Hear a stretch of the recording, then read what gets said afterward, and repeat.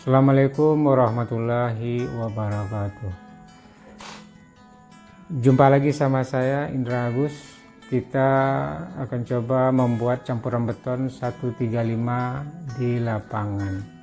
Seperti yang kita ketahui, beton itu terdiri dari bahan atau materialnya adalah semen, pasir, kerikil, ditambah dengan air. Dia dikatakan beton jika sudah mengeras. Jadi kalau sebelum mengeras mungkin kita sebut namanya adalah spesi beton. Jadi bahannya adalah semen, pasir, kerikil, dan air. Kemudian pengertian campuran 135, pengerjaan beton di lapangan menggunakan takaran volume. Jadi kita menggunakan takarannya adalah volume, bukan menggunakan takaran berat. Jadi campuran dengan takaran volume ini akan berbeda mutu beton yang dihasilkan jika kualitas dari agregat atau pasir dan kerikil yang berbeda. Jadi walaupun tetap dia beton 135, tapi yang satu mutunya bagus, yang satu mutunya tidak bagus, maka hasilnya atau kuat tekan dari beton itu akan beda. Jadi dia akan sama campuran 135 jika bahannya, pasirnya kualitasnya sama, kemudian kerikil kualitas sama, begitu juga dengan semennya. Sampai cara pengadukan segalanya apakah secara manual atau secara mekanik. Jadi kalau kita lihat di sini, ini semennya adalah 1 takaran, pasirnya 3 takaran, dan kerikilnya 5 takaran. Jadi 135 itu 1 semen, 3 pasir, 5 kerikil. Totalnya adalah 9 takaran. Takaran itu bisa jadi dalam bentuk tong, bisa juga dalam bentuk dolak, bisa juga dalam bentuk keranjang yang sudah ditentukan perkiraan volumenya. Kemudian kalau kita lihat itu adalah 9 takaran. Nah, jadi di sini juga dijelaskan setiap campuran 135 yang dibuat di lapangan, hasil mutu akan berbeda jika agregat yang digunakan itu berbeda. Ya, oke, paham ya? Kita lanjut. Jadi menentukan takaran semen, pasir, dan kerikil campuran 135 untuk 1 meter kubik campuran beton. Jadi untuk 1 meter kubik campuran beton kira-kira berapa semennya, berapa kilo dan berapa sak, dan pasirnya itu berapa meter kubik, kerikilnya berapa meter kubik. Kita coba. Ini adalah semen 1/9. Kenapa 1/9? Karena 1 total 9, 1 tambah 3 tambah 5 adalah 9, itu 1/9. 1/9 kemudian dikali dengan volume beton, kebetulan ini adalah 1 meter kubik. Nanti kalau betonnya berapa volumenya tergantung misalkan 2, 3 terserah. Sekarang ini ditentukan adalah 1 meter kubik dikali dengan faktor gembur. Ya, faktor gembur itu cara menentukannya adalah dengan cara misalkan kita ambil 1 tong semen, 3 tong pasir, 5 tong kerikil. Itu jumlahnya adalah 9 tong. Jadi 9 tong itu kita campur semen, pasir, kerikil, kemudian kita kasih air, kemudian kita masukkan ke tong takaran tadi, itu jumlahnya pasti tidak 9 tong lagi, maka jumlahnya akan berkurang. Nah, kalau dia berkurang bisa jadi jumlahnya 7 atau 8 atau 7,5. Jika setelah dicampur semen sama pasir sama kerikil dan kita kasih air dan kita aduk dan masukkan ke tong, itu misalkan dapat 7 tong, maka faktor gemburnya adalah 9 dibagi dengan 7, kira-kira seperti itu, 1, sekian. Ini saya buat 1,6 faktor gembur untuk beton misalkan ya.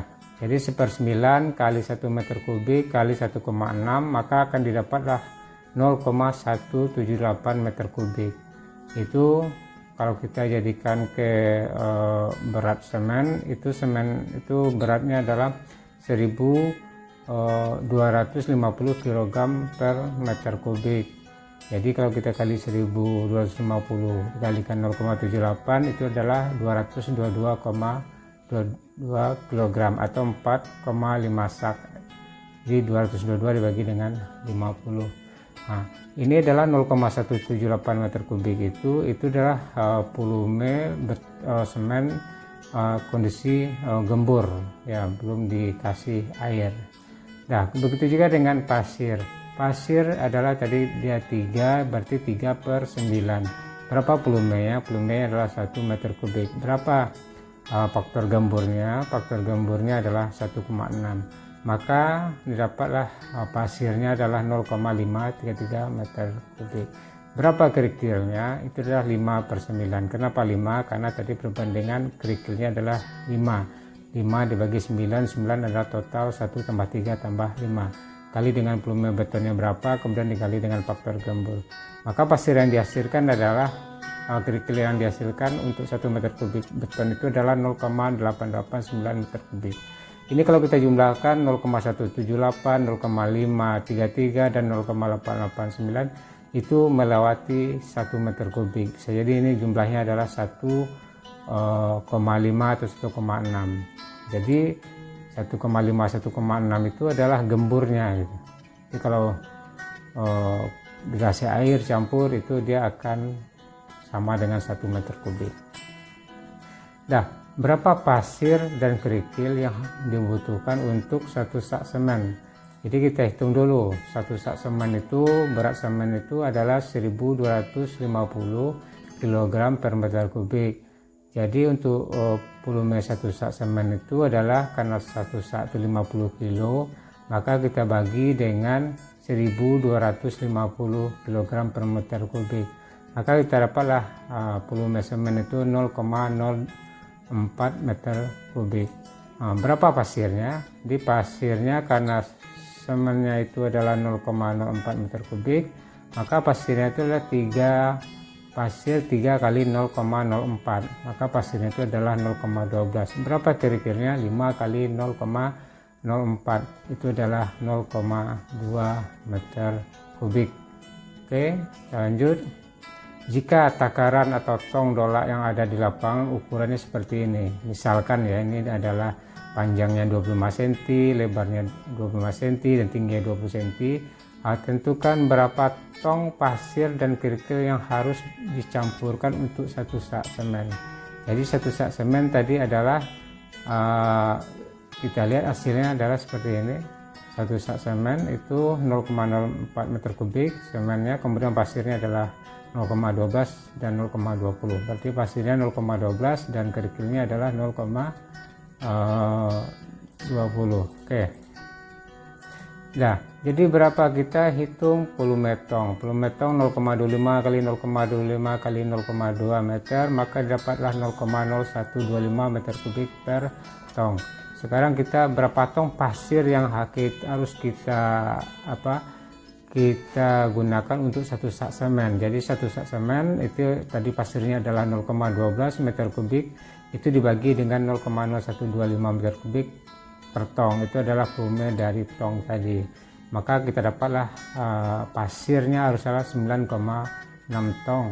Untuk 1 sak semen itu pasirnya adalah 9,6 tong ya, dengan ukuran dolaknya atau ukuran tongnya seperti ini. Kemudian berapa kerikil? Kerikil tadi kita dapat 0,2 meter kubik, kita bagi dengan 0,0125 meter kubik volume tong, jadi dapat 16 tong. Jadi 1 sak semen itu dengan campuran 135 dengan ukuran tongnya seperti ini, maka pasirnya adalah 9,6 tong, kerikilnya adalah 16 tong. Jadi itulah campuran 135 untuk 1 sak semen ya. Oke, mungkin itu yang bisa disampaikan, mudah-mudahan ada manfaatnya. Saya sudahi. Assalamualaikum warahmatullahi wabarakatuh.